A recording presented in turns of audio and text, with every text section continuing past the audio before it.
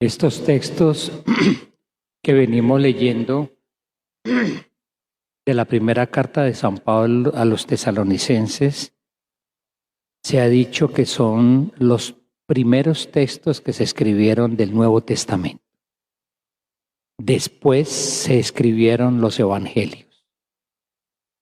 Y es bien interesante porque estos textos hablan de la esperanza en una situación en que en ese instante, cuando se escriben, la iglesia comienza a tener dificultades por la persecución, pero también existía la expectativa del retorno inmediato del Señor.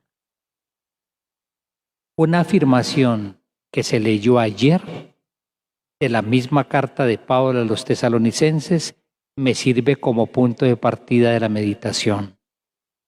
Ayer leíamos de una manera muy esperanzadora: no quiero que ignoren la suerte de nuestros difuntos, que entre otras cosas es la nuestra propia, porque todos, absolutamente todos, un día le entregaremos nuestra vida al Señor.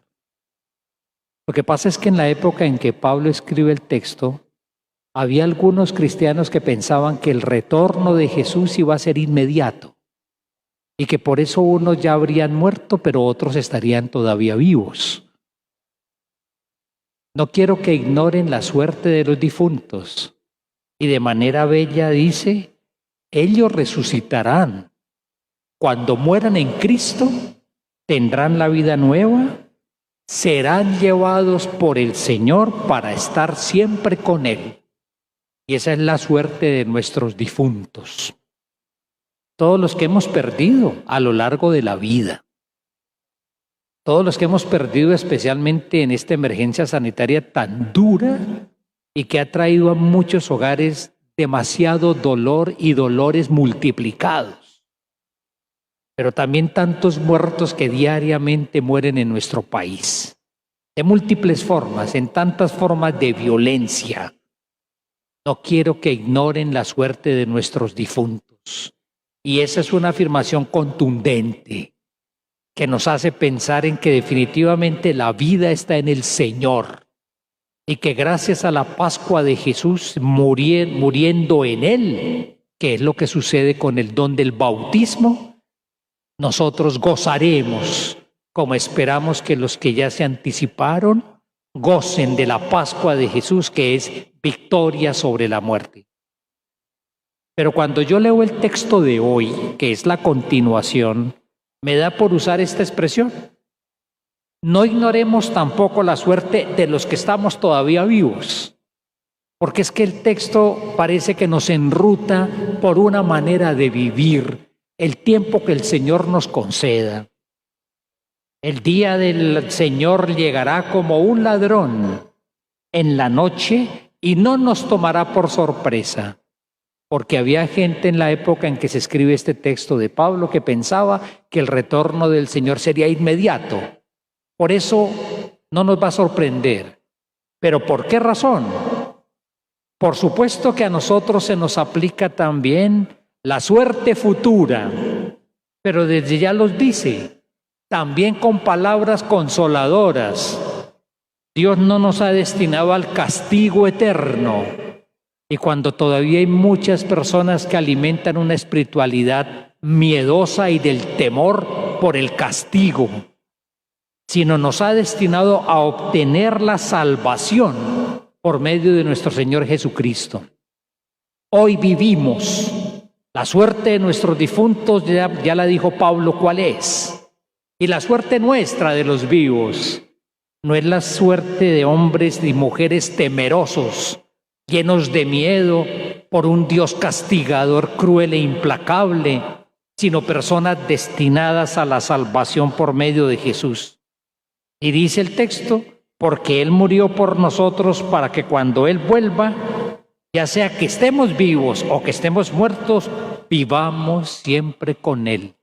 El destino de los seres humanos es vivir con el Creador, vivir con el Señor de la vida, vivir con el Señor de la justicia, con el Señor de la verdad. Pero resulta que eso tiene que ver también con nuestra suerte presente.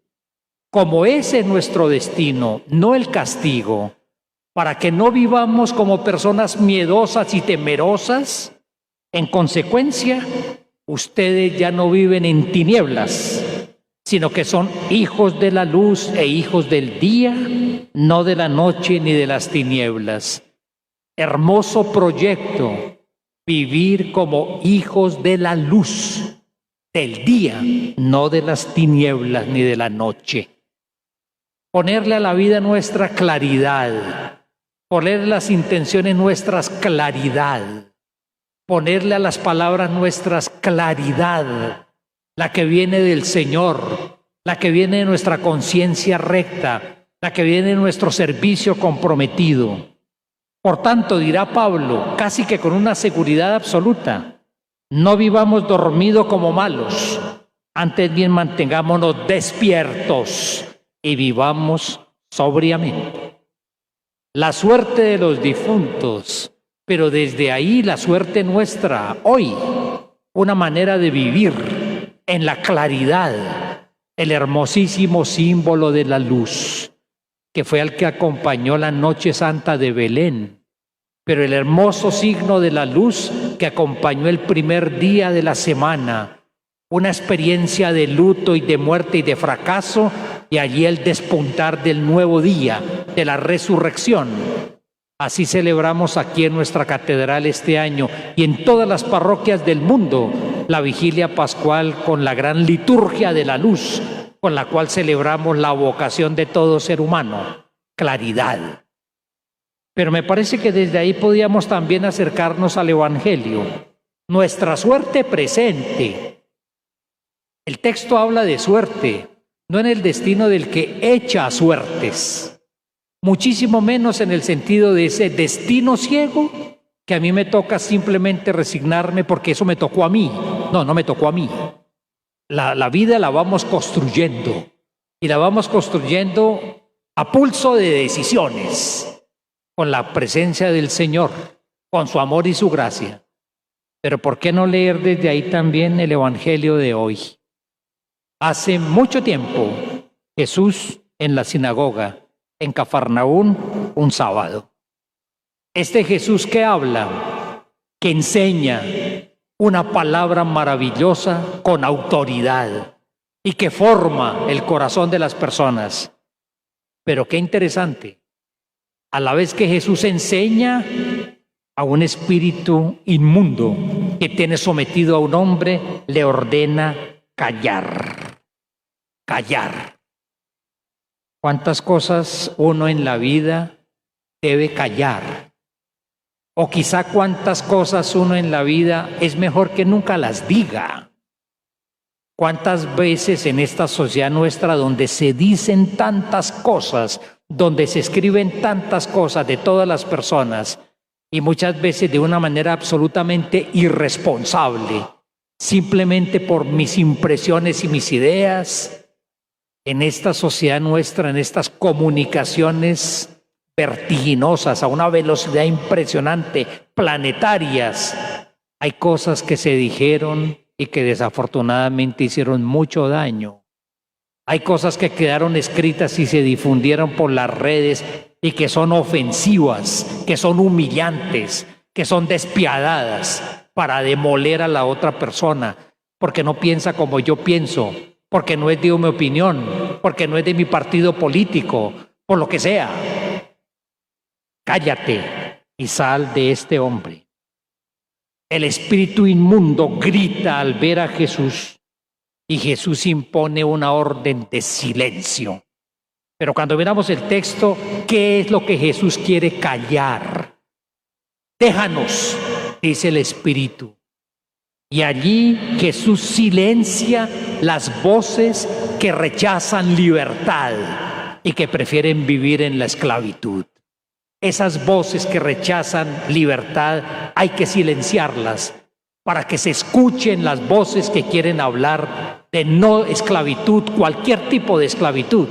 Y Jesús silencia esas voces que prefieren la esclavitud a la libertad. ¿Por qué te metes con nosotros, Jesús Nazareno?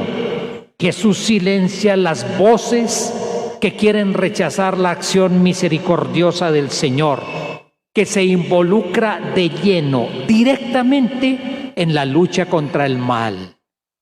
Hay mucha gente que realiza unas acciones horribles, corruptas, escondidas, que no se noten, que nadie las sepa, que queden sottovoce, bajo voz, que nadie las sepa, entre los dos nomás, por debajo de la mesa, negocios que no son limpios, aventuras que no son limpias, crímenes que se fraguan en silencio, en un lugar escondido, que nadie lo sepa. Jesús silencia esas horribles voces que son capaces de silenciar la misericordia, que son capaces más bien entonces de permitir que siga gritando todo el dolor del mal que se manifiesta en muchas formas. Has venido a destruirnos, dice el demonio, y Jesús dice, cállate. Es decir, silencia las voces que distorsionan la acción del Señor. Esta acción del Señor, que no es una acción cruel, es la acción de alguien que desea combatir todo lo que destruye la vida humana. Y por supuesto, hoy quieren silenciar muchas voces que hablan de dignidad humana. Se quieren silenciar muchas voces que quieren hablar de derechos humanos y también de deberes que tenemos todos, no solamente derechos, también deberes.